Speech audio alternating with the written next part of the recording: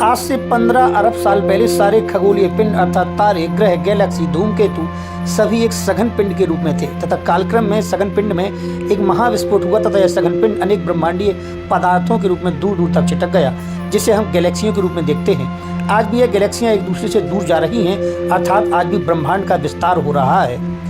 महाविस्फोट के बाद ब्रह्मांड कई गैलेक्सियों में बंट गया। एक केंद्र के चारों तरफ चक्कर लगाते अरबों तारों के समूह को गैलेक्सी कहते हैं और अनुमानतः ब्रह्मांड में 100 अरब गैलेक्सियां हैं और एक गैलेक्सी में लगभग 100 अरब तारे हैं।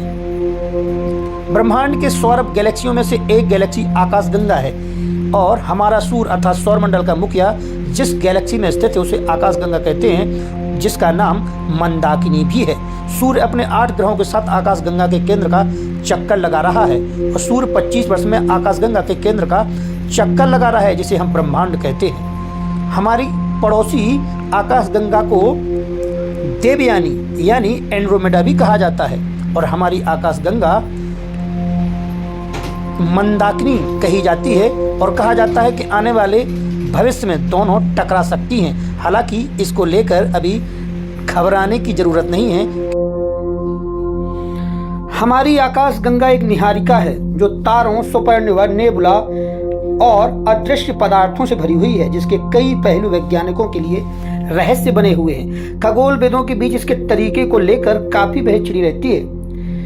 दूरबीन से हमें आकाशगंगा में केवल सबसे चमकीले तारे ही दिखते हैं, जबकि अधिकांश तारे तो गैस और धूल में ओझल हैं। जैसा कि सभी जानते हैं, हमारे ब्रह्मांड में करोड़ों तारे हैं और करोड़ों तारे मिलकर के आकाशगंगा बनाते हैं, जिसे गैलेक्सी भी कहा जाता है। आकाशगंगा में तारा संख्या का अनुमान लगाने का एक तरीका यह है कि यह देखा जाए कि इसके भीतर तारे कितनी तेजी से परिक्रमा कर रहे हैं। इससे आकाशगंगा में गुरुत्वाकर्षण खिंचाव का अंदाजा लगता है और गुरुत्वाकर्षण से आकाशगंगा के द्रव्यमान की गणना की जा सकती है।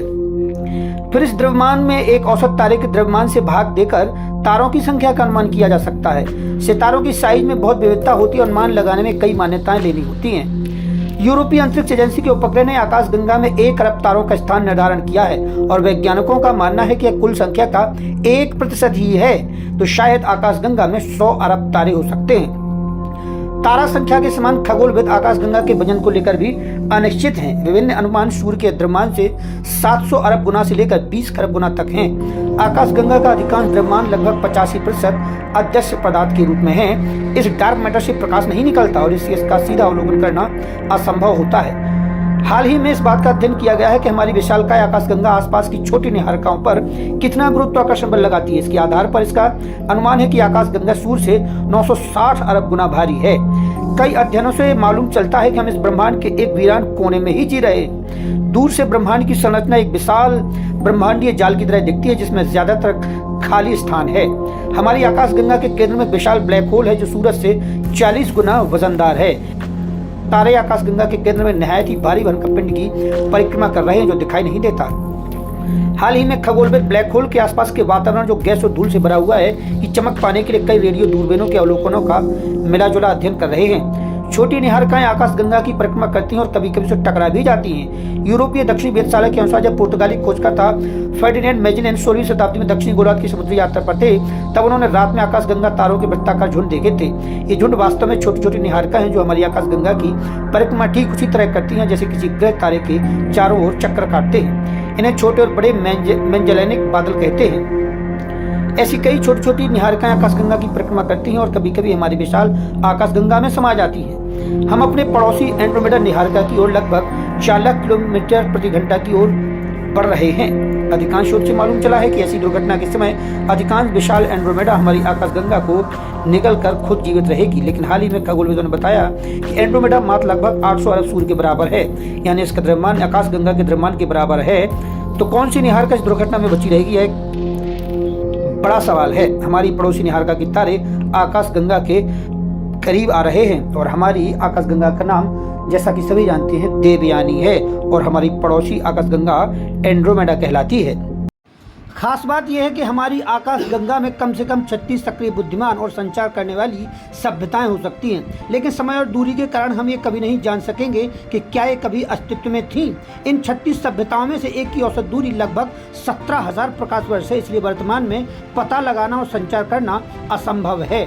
अगले 2 अरब साल में निकटवर्ती आकाशगंगा के साथ विनाशकारी टक्कर होने से हमारी आकाशगंगा मिल्की वे का निष्क्रिय पड़ा ब्लैक होल फिर से सक्रिय हो सकता है और हमारे सौरमंडल को अंतरिक्ष में धकेल सकता है। टक्कर होने पर सक्रिय हो चुके ब्लैक होल से उच्च ऊर्जा वाला विकिरण निकलेगा। हालांकि इस ब्रह्मांडीय आतिशबाजी से पृथ्वी पर कोई प्रभाव नहीं पड़ेगा, लेकिन वैज्ञानिकों का कहना है कि इस बात की थोड़ी आशंका है कि शुरुआती टक्कर में हमारा सौरमंडल अंतरिक्ष में पहुंच जाएगा। हमारी आकाशगंगा की एक और खास बात यह है कि वैज्ञानिकों ने एक ऐसे छोटे उप तारामंडल की खोज की है जिसे आकाशगंगा के प्रभामंडल में पाया गया अब तक का सबसे कम चमक वाला उप तारामंडल माना जा रहा है। यह खोज तारामंडल के निर्माण से जुड़ी अहम जानकारी उपलब्ध करवाती है। इस उप तारामंडल का नाम वर्गो है और यह तारापुंज वर्गो की दिशा में पड़ता है। जापान की यूनिवर्सिटी के शोधकर्ताओं ने इसकी खोज की है। यह खोज आकाशगंगा के प्रभामंडल में अब भी अज्ञात उप तारामंडलों के बड़ी संख्या में मौजूद होने की ओर इशारा करती है। अभी तक आकाशगंगा में लगभग 50 उप तारामंडलों की पहचान की गई है। इनमें से 40 कम चमक वाले हैं।